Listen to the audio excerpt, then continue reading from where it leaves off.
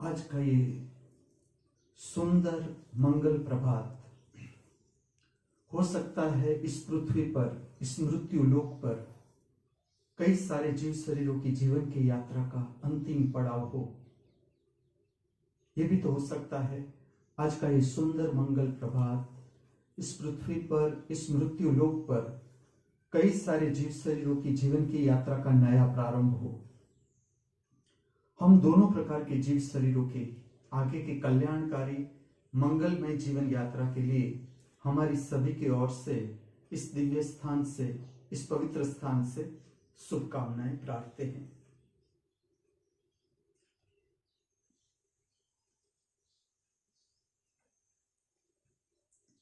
The school of health and nutrition, Divya Shri महाअमृत विश्वविद्यालय, नटराजपुरम, खेड़ ब्रह्मा, गुजरात, जिसका उद्देश्य है मनुष्य को शारीरिक एवं मानसिक स्वास्थ्य के प्रति जागरूक करना। जो भी मैं विषय आपके साथ डिस्कस कर रहा हूं वो है how to increase immunity power against corona. ये बात के संदर्भ में मैं आपको आगे ले चलता हूं। आज जो मैं प्रक्रिया दिखा रहा हूं इम्यूनिटी पावर के लिए, वो है सांस उच्छ्वास की प्रक्रिया, जिसे कहते हैं हम प्राणायाम। प्राणायाम किस तरह से मदद करता है इम्यूनिटी पावर इंक्रीज करने में, या जो मसल्स है लंग्स के, फेफड़े के, उसमें किस तरह से हेल्प करता है। थियरी भी दिखाता हूं और प्रैक्टिकल जिस तरह से आप करते जाओगे आपको पता चलेगा। प्राणायाम का जो उद्देश्य है वो है फेफड़े की क्षमता किस तरह से बढ़ाई जाए ताकि शरीर महत्तम ऑक्सीजन, प्राणवायु ग्रहण कर सके और शरीर में से उच्छ्वास को इस तरह से बाहर फेंका जाए ताकि महत्तम शरीर की अशुद्धि है उसे बाहर फेंक दिया जाए। कार्बन डाइऑक्साइड जिसे कहते हैं विज्ञान में, उसे किस तरह से बाहर फेंक दिया जाए उच्छ्वास की प्रक्रिया द्वारा, और किस तरह से महत्तम ऑक्सीजन ग्रहण किया जाए, ये प्राणायाम का उद्देश्य है। अलग प्रकार के प्राणायाम है और ये इस तरह की विधि है कि जब आप अपने पर काम करते जाते हो, किसी भी प्राणायाम की प्रक्रिया से आप शुरू करते हो, आखिर में आपको अपनी विधि मिल जाती है कि मेरे लिए किस तरह का प्राणायाम उपयोगी है। आज जो प्राणायाम की विधि मैं आपको बताता हूं उसे मैं नाम दूंगा हिमांशु प्राणायाम, क्योंकि ये मैंने जो काम किया प्राणायाम के ऊपर, उसके ऊपर से मुझे कुछ फलित हुआ जो मैं आपके साथ शेयर कर रहा हूं। इसको हम 4 पार्ट में डिवाइड कर देते हैं ये प्रक्रिया को। पहले मैं आपको दिखा रहा हूं प्रथम चरण, इस प्राणायाम का प्रथम चरण पहले समझे। जैसे कि हमारा शरीर है, नाक के 2 नोस्ट्रिल्स है, 2 छिद्र है, जिसमें लेफ्ट छिद्र को योग की भाषा में कहते हैं चंद्र नाड़ी और राइट नोस्ट्रिल को कहते हैं सूर्य नाड़ी। एक छोटी सी विधि करें।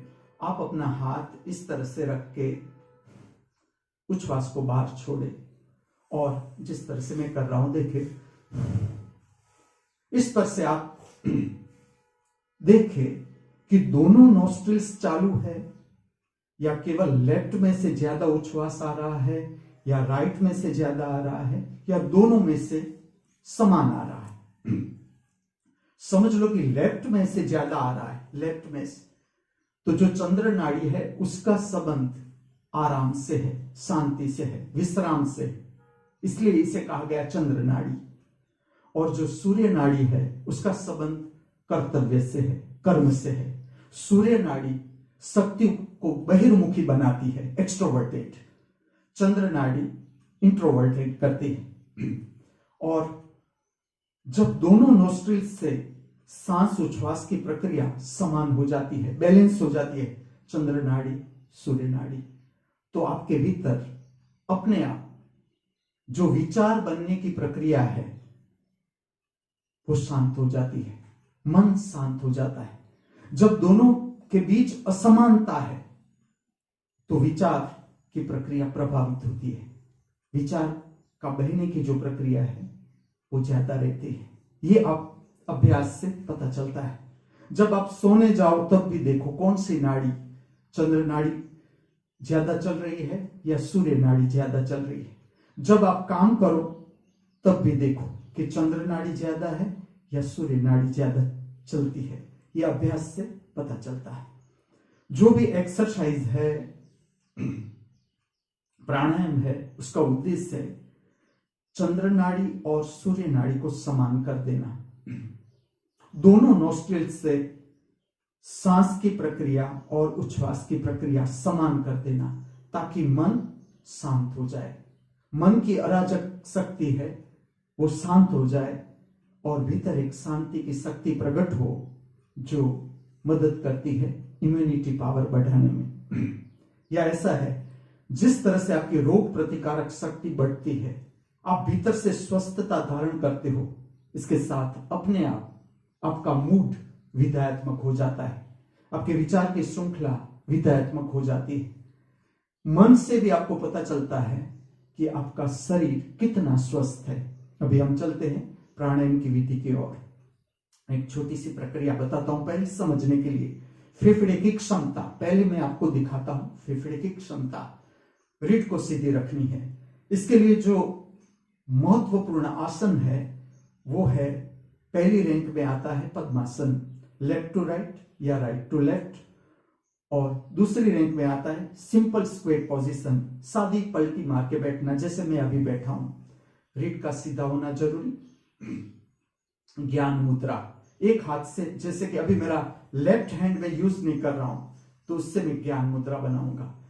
ये इस तरह की मुद्रा है जो शरीर की विधायत्मक शक्ति है उसे भीतर मेंटेन करती है, जो नकारात्मक ऊर्जा है उसको बाहर फेंकने में मदद करती है और पॉजिटिव ऊर्जा को मेंटेन करने में मदद करती है। अभी मैं यूज कर रहा हूं मेरा राइट हैंड। राइट हैंड से मैं राइट नॉस्ट्रिल बंद कर रहा हूं। प्रक्रिया देखें, मेरी दाढ़ी में चिपका रहा हूं गले के साथ, गर्दन के साथ। यहां से मैं सांस को भरने की प्रक्रिया प्रारंभ करूंगा। देखिए,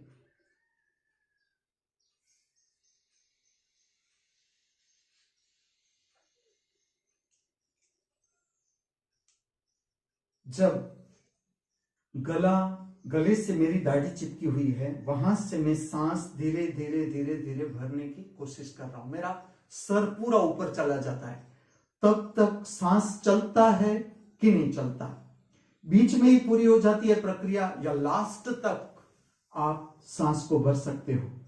इससे आपके फेफड़े की क्षमता का पता चलता है।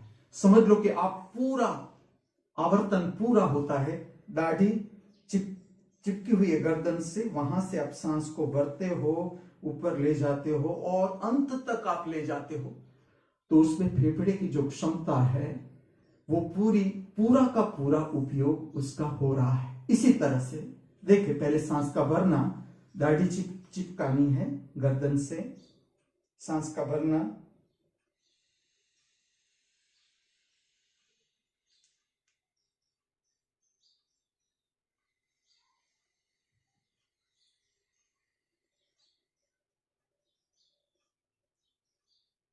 इसी तरह से उच्छ्वास का छोड़ना, ऊपर से धीरे धीरे धीरे धीरे उच्छ्वास को छोड़ते छोड़ते फिर से दाढ़ी को चिपका देना है गर्दन के साथ। अब हम प्रवेश करते हैं प्राणायाम प्रथम चरण। प्रथम चरण में पहले 5 आवर्तन जिसमें मैं लेफ्ट हैंड का यूज नहीं कर रहा हूं, तो ज्ञान मुद्रा बनानी है, रीढ़ सीधी रखनी है, राइट हैंड, राइट थंब से हम राइट नॉस्ट्रिल बंद कर रहे हैं।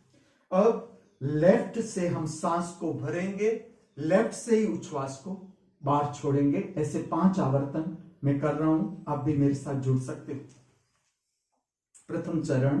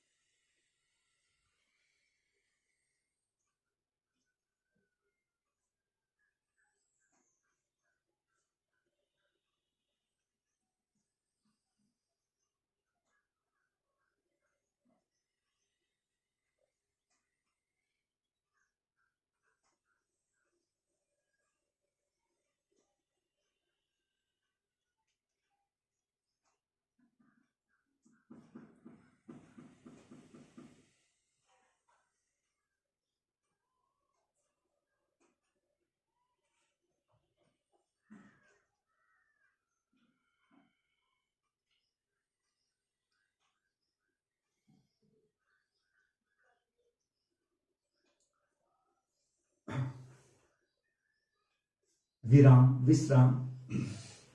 जब 5 आवर्तन समाप्त हो जाए, प्रक्रिया है थूक, सलाइवा को भीतर लेना। 1 बार, 2 बार, 3 बार, जितना सहज है, जो मदद करती है इंटेस्टाइन की सरफेस को स्मूथ करना, जिससे डाइजेशन की प्रक्रिया मेंटेन होती है और ज्यादा से ज्यादा एनर्जी हम भोजन से प्राप्त कर सकते हैं, कम भोजन से ज्यादा एनर्जी प्राप्त कर सकते हैं। अब हम चेंज कर रहे हैं, प्रथम चरण ही, लेकिन हाथ को मैं चेंज कर रहा हूं। अब राइट हैंड का काम नहीं है, तो राइट से ज्ञान मुद्रा बनाएंगे, लेफ्ट का उपयोग करेंगे। इसी तरह से लेफ्ट नोस्ट्रिल को बंद कर देंगे, राइट से सांस को भरेंगे, राइट से उच्छ्वास को बाहर छोड़ेंगे। मेरे साथ 5 आवर्तन प्रयत्न करें।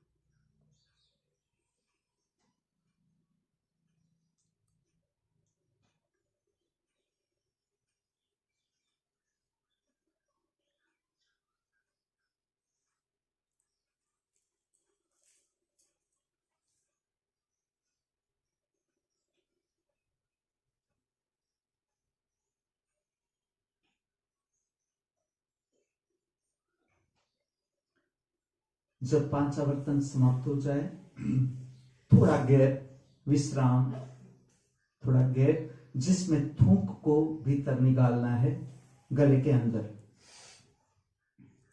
1 बार, 2 बार, 3 बार, जितनी क्षमता, जिससे गला भी साफ होता है, सलाइवा इंटेस्टाइन में जाती है, पैरासिस्टल मूवमेंट चालू होती है, आंत में जो भी अनवांटेड गैस है, कोई भी मटेरियल है, उसका डाइजेशन हो जाता है, शरीर से वो बाहर निकल जाता है उच्छ्वास के माध्यम से। अभी मैं आपको समझा रहा हूं हिमांशु प्राणायाम, जिसका प्रथम चरण अभी हमने अभ्यास किया। उसमें एक ही नोस्ट्रिल से सांस को भरना, एक ही नोस्ट्रिल से उच्छ्वास को बाहर छोड़ना। इसी तरह से दोनों नोस्ट्रिल्स का उपयोग। प्रथम चरण समाप्त। यहां पर दूसरे चरण में प्रवेश। देखिए, राइट हैंड का उपयोग है, तो लेफ्ट हैंड से हम ज्ञान मुद्रा बनाएंगे, रीढ़ को सीधे रखेंगे, राइट नोस्ट्रिल्स बंद करते हैं। समझे? पहले हम भरते हैं सांस लेफ्ट से,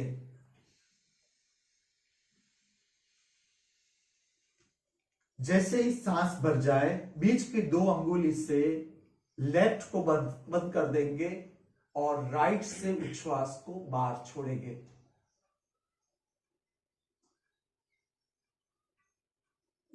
लेफ्ट से सांस को भरेंगे, फिर लेफ्ट नोस्ट्रिल्स बंद करके राइट से उच्छ्वास को बाहर छोड़ेंगे। 5 आवर्तन मेरे साथ।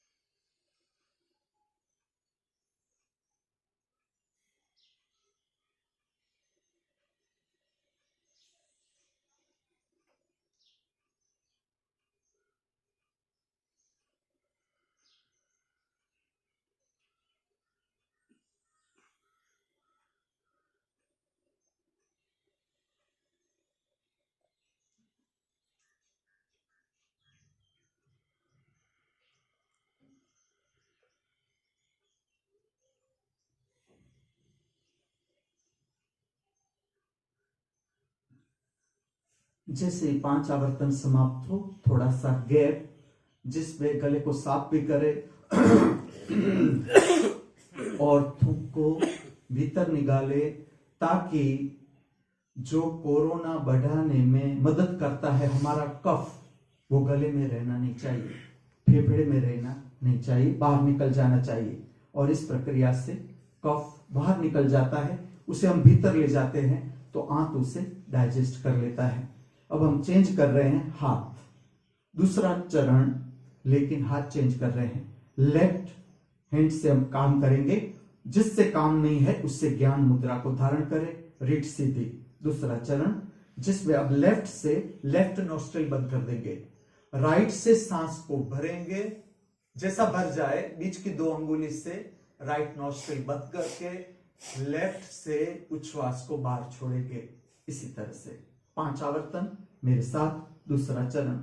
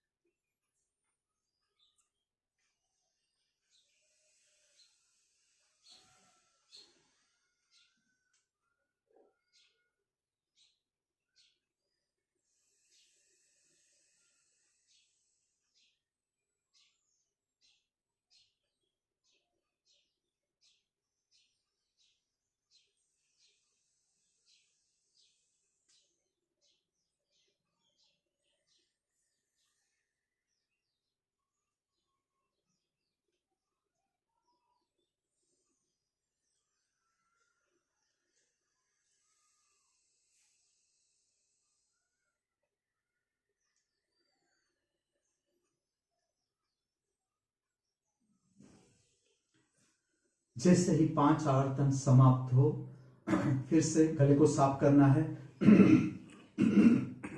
और थूक को भीतर निकालना है, ताकि गले में कफ न रहे, गले में ब्लड सर्कुलेशन इससे बढ़ जाता है।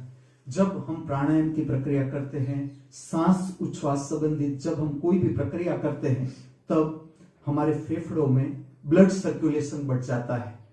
और जैसे प्राणायाम है और जॉगिंग है, जॉगिंग में भी प्राणायाम होता है, आप बोलते हैं हम तो भी होता है, सांस उच्छ्वास की प्रक्रिया होती है, गाते हैं तो भी होता है, हमिंग ओमकार होता है। लेकिन ये जो विधि मैं आपको दिखा रहा हूं, वो सांस उच्छ्वास के साथ संपूर्ण संबंधित, उसका जो रेट है, किस तरह से हम सांस भरते हैं, कितनी रोकते हैं, किस तरह से उच्छ्वास को छोड़ते हैं, उसके ऊपर ऑक्सीजन का जो रेट है शरीर का ग्रहण करने का, फेफड़े का ग्रहण करने का, और कार्बन डाइऑक्साइड बाहर फेंकने का जो रेट है, उस पर इसका प्रभाव आता है, असर आता है। हम तीसरे चरण में प्रवेश कर रहे हैं, समझे। तीसरा चरण, पहला चरण जो हमने देखा, लेफ्ट से भरा, लेफ्ट से बाहर छोड़ा, राइट से भरा, राइट से ही छोड़ा, प्रथम चरण। दूसरे चरण में लेफ्ट से भरा, राइट से छोड़ा, राइट से भरा, लेफ्ट से छोड़ा, लेफ्ट से भरा, राइट से छोड़ा, 5 आवर्तन, राइट से भरा, लेफ्ट से छोड़ा, 5 आवर्तन। तीसरे चरण में प्रवेश, फिर से राइट हैंड, लेफ्ट हैंड का कोई काम नहीं, ज्ञान मुद्रा। ज्ञान मुद्रा का विज्ञान है कि पॉजिटिव एनर्जी मेंटेन करती है बॉडी की, और जो अशुद्धियां हैं वो बाहर फेंकने में ये मुद्रा मदद करती है। और जो क्लैरिटी है, स्पष्टता है, जीवन में बहुत उपयोगी आत्मिक गुण क्लैरिटी, स्पष्टता। मैं कहूंगा स्पष्टता परम मुक्ति का द्वार। Clarity is the nature of soul, आत्मा का लक्षण।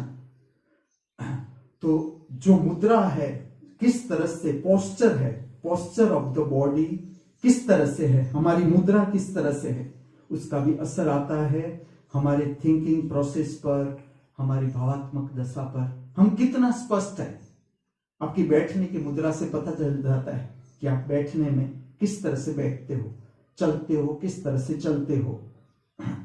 तो जो योग का मार्गदर्शन है। पतंजलि अष्टांग योग जो है इसका मार्गदर्शन है मनुष्य को स्पष्टता, मुद्राओं में स्पष्टता। तीसरे चरण में प्रवेश, राइट हैंड का उपयोग है। तीसरे चरण में लेफ्ट का है ही नहीं, करना है तो कर सकते हैं, लेकिन आज हम केवल राइट 5 आवर्तन किस तरह से, अब लेफ्ट से भरेंगे, राइट से छोड़ेंगे, राइट से भरेंगे, लेफ्ट से छोड़ेंगे, इसे एक आवर्तन मानो। फिर से right hand, right thumb, right nostril बंद, लेफ्ट से सांस को भरेंगे, सांस भर जाए, लेफ्ट नॉस्ट्रिल बंद करके राइट से उच्छ्वास को बाहर छोड़ेंगे, बाहर छूट जाए, उसके बाद जो सांस लेनी है राइट से लेंगे, लेफ्ट से छोड़ेंगे, इसे कहेंगे प्रथम आवर्तन। ऐसे कुल 5 आवर्तन मेरे साथ करके देखें।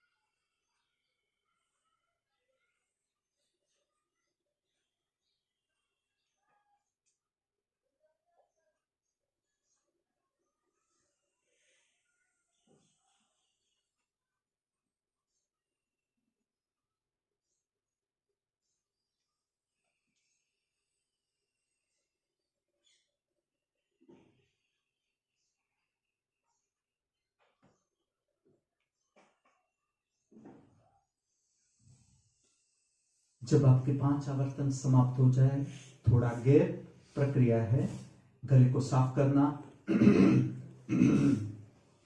और थूक को भीतर निकालना। ये प्रक्रिया गले में से बिनजरूरी कफ निकाल देती है और सलाइवा जो हमारे पेट में जाती है वो आंत संबंधित जितनी भी अराजकता है, gas, acidity, indigestion, diarrhoea, dysentery, ये सारी अराजकता दूर करते हैं। इसके साथ साथ हम कम भोजन से ज्यादा एनर्जी प्राप्त कर सकते हैं, पूरा ब्लड शुद्ध होता है। यहां पर 3 आवर्तन समाप्त होते हैं इस प्राणायाम के। इसके साथ संबंधित कुछ ये बातें समझनी है, जैसे कि आपको लगे कि कितना आवर्तन करना है, 5 करना है, 10 करना है, 15 करना है, ये आपके शरीर के ऊपर आधारित है। मैं मिनिमम आपको 5 कहता हूं, 5 से कम मत करें, एटलीस्ट 5 आवर्तन। आप खुद देखोगे, जब करोगे, इसमें उतरोगे, तब पता चलेगा कि कम से कम 5 की जरूरत है, कि जिससे पूरा ब्लड, जब पूरा प्राणायाम आप समाप्त करते हो, पूरा ब्लड साफ हो जाता है, आप एक हल्कापन महसूस करोगे, आपकी भावदशा भी बदल जाएगी, पॉजिटिव भावदशा, विचार भी बदल जाएंगे, शरीर शुद्धि का अनुभव करोगे। इसके बाद तो कम से कम 5 आवर्तन मेरी दृष्टि से जरूरी है। लेकिन जब आप अभ्यास करते हो तब आपको अपना आवर्तन मिल जाता है कि नहीं, मेरे लिए 5 नहीं, मेरे लिए 10 जरूरी है, या मेरे लिए हर एक जो चरण है उसमें 15 की जरूरत है या 20 की जरूरत है। जिस तरह से आपका शरीर और क्या खाया है, किस तरह से आपने पूरा दिन बिताया है, इसके ऊपर भी इसका आधार रहता है। फिर सांस को किस तरह से रोकना है, कितना समय रोकना है, इस सब आपके ऊपर आधारित है। प्रारंभ में सांस को बहुत रोकना नहीं है। जैसे ही सांस भर गई तुरंत उच्छ्वास छोड़ना है, क्योंकि पहले शरीर को शुद्ध करते जाना है पूरा। जो कल मैं आपको बताऊंगा वो बताऊंगा सांस उच्छ्वास संबंधित एक और प्रक्रिया जिसे कहते हैं बंध। बंध किस तरह से लगाया जाता है और इसका हमारे शरीर की शुद्धि के साथ या इम्यूनिटी पावर के साथ क्या संबंध है। अब हम चौथे चरण में प्रवेश करते हैं। हिमांशु प्राणायाम में इसलिए कहता हूं, जैसे जैसे मैंने प्राणायाम का अभ्यास किया तो मुझे मेरा प्राणायाम मिल गया कि ये प्राणायाम इस तरह से अगर मैं सांस उच्छ्वास की प्रक्रिया करूं तो मेरे लिए ये शरीर शुद्धि के लिए उपयोगी प्राणायाम है। जिस तरह से आप इसमें डूबोगे, करते जाओगे, आपको अपना प्राणायाम मिल सकता है कि किस तरह से सांस, गहरी सांस लेनी है, गहरा उच्छ्वास बाहर छोड़ना है, तो आपको अपनी प्रक्रिया भी मिल सकती है। ये इसका विज्ञान है। अब मैं ले चलता हूं आपको चौथा चरण, हिमांशु प्राणायाम चौथा चरण, जिसमें दोनों हाथों को ज्ञान मुद्रा में प्रविष्ट करना है। दोनों हाथों से हम ज्ञान मुद्रा बनाएंगे। हाथों को सीधा रखें। आप देख सकते हो मेरे हाथ, दोनों हाथ पूरे सीधे, आपकी रीढ़ पूरी सीधे। अब आपकी गर्दन भी सीधी रहेगी। आपको इसी स्थिति में सांस को भरना है, उच्छ्वास को बाहर छोड़ना है। 5 आवर्तन सांस को भरे, उच्छ्वास को बाहर छोड़े, 1 आवर्तन, ऐसे 5 करके देखे मेरे साथ, आंखों को बंद कर।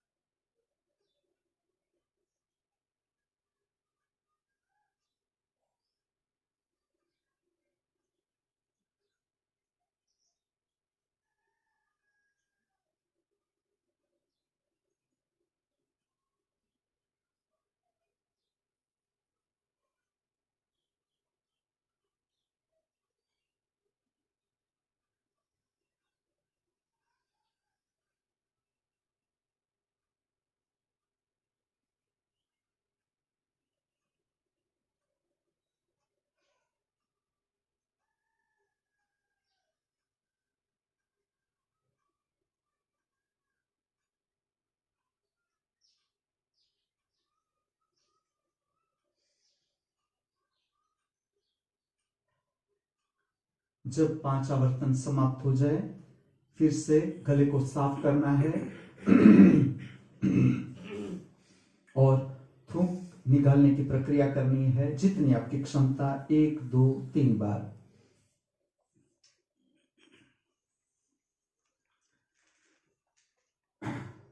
जब आप प्राणायाम समाप्त करो,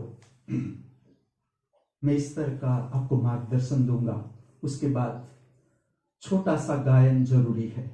जैसे कल मैंने आपको गायत्री मंत्र बताया कि गायत्री मंत्र प्रकाश की प्रार्थना है, ज्ञान सबर प्रकाश की, कि ज्ञान सबर प्रकाश हमारे अंतर जगत में प्रविष्ट हो और हमारे भीतर जो अज्ञान है, अज्ञान का अंधकार है, उसे मिटाओ। ये छोटी सी प्रार्थना कल हमने की। आज मैं आपको इसके साथ संबंधित कुछ बात बताऊंगा। आज मैं धन्वंतरी स्तोत्र आपको बता रहा हूं। धन्वंतरी को विष्णु को अवतार माना गया भारत में, और उसने मनुष्य की जो शारीरिक एवं मानसिक संतुलन है, किस तरह से प्राप्त कर सकता है मनुष्य, उसके ऊपर बहुत काम किया। ऐसा कहा जाता है कि धन्वंतरी जो थे उसको समाधि में यह ज्ञान प्राप्त हुआ और इस तरह की उसकी दशा थी कि वो कोई भी वनस्पति के साथ डायलॉग कर सकते थे। वनस्पति उसे बताती थी कि ये जो व्यक्ति है, मैं जो हूं, मेरे भीतर जो गुण है, अगर ये लिया जाए, मुझे अगर मेरा उपयोग किया जाए तो मैं इस बीमारी में काम आ सकती हूं। वो भीतर से वनस्पति के प्राण के साथ एक होते थे और उसी ज्ञान से वो मनुष्य को उस समय के जो भी रोग थे वो उसको मिटाने में मदद करते थे मनुष्य की। ये उसकी समाधि में प्राप्त जो थी शक्ति, उसका इस तरह से उपयोग करते थे। जो मंत्र और स्तोत्र की प्रक्रिया है, इसका भी मैं रहस्य बताऊं। धन्वंतरी है, दिव्य चेतना है और उसने तंदुरुस्ती पर ही काम किया, हेल्थ पर। पूरा उसका ज्ञान था मनुष्य की शारीरिक एवं मानसिक हेल्थ किस तरह से बढ़ाई जा सके। आज जो स्तोत्र मैं आपको बताता हूं, ऐसा रहस्य है कि प्राणायाम या हमिंग ओंकार के बाद ये एक प्रकार का स्मरण है। और याद रखो, जब दिव्य चेतना का आप स्मरण करते हो वो कभी खाली नहीं जाता। ऐसा एक रहस्य मैं आपको बताता हूं, आपके साथ शेयर करता हूं, आप स्वयं अनुभव करें। आज मैं स्तोत्र बता रहा हूं, धन्वंतरी स्तोत्र। सुने, गाए।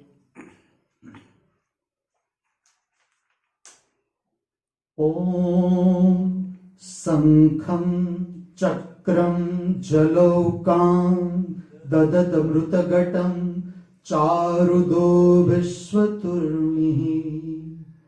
ओम शंखं चक्रं जलौकां दददमृतघटं चारुदो विश्वतुर्मिः। सूक्ष्म स्वच्छ तेह ध्यान सुख, सूक्ष्म स्वच्छातेह ध्यान सुख, परिविलसन्मूलिं भोजनेत्रम्।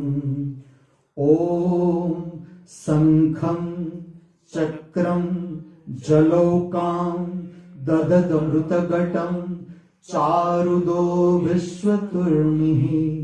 सूक्ष्म स्वच्छातेह ध्यान सुख, परिविलसन्मूलिं भोजनेत्रम्। कालाम्भोदो ज्वलांगं कटितटविलश्चारु पीताम्बराढ्यं। कालाम्भोदो ज्वलांगं कटितटविलश्चारु पीताम्बराढ्यं। वन्दे धन्वन्तरिं त्वं निखिल गदवन प्रौढदावाग्निवेलं। वन्दे धन्वन्तरिं त्वं निखिल गदवन प्रौढदावाग्निवेलं। वन्दे धन्वन्तरिं त्वं निखिल गदवन प्रौढदावाग्निवेलम्।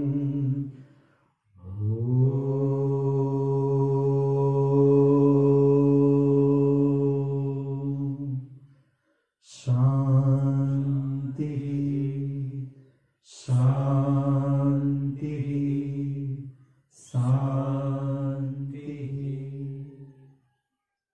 शांति मंत्र का अर्थघटन केवल श्रवण करें। हमारे नाभि केंद्र मणिपुर चक्र की सारी विक्षिप्त एवं अशुद्ध संवेदनाएं शुद्ध हो, शांत हो। हमारे मूलाधार चक्र काम केंद्र की सारी विक्षिप्त एवं अशुद्ध संवेदनाएं शुद्ध हो, शांत हो। हमारे हृदय चक्र भाव शरीर की सारी विक्षिप्त एवं अशुद्ध संवेदनाएं शुद्ध हो, शांत हो।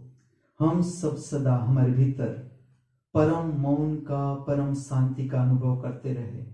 हम सब सदा हमारे बाहर परम शांति का अनुभव करते रहे। हम सब सदा सर्वत्र परम शांति का अनुभव करते रहे। अस्तु।